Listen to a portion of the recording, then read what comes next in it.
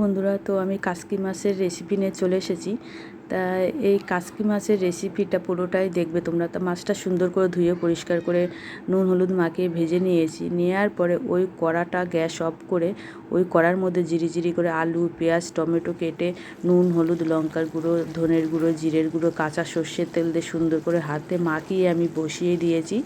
এই চচ্চড়িটা খেতে অসাধারণ লাগে বন্ধুরা।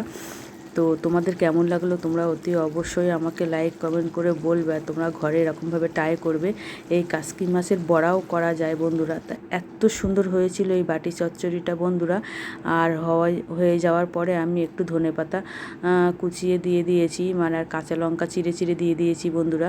মানে দুর্দান্ত হয়েছিল খেতে, অসাধারণ যাকে বলে।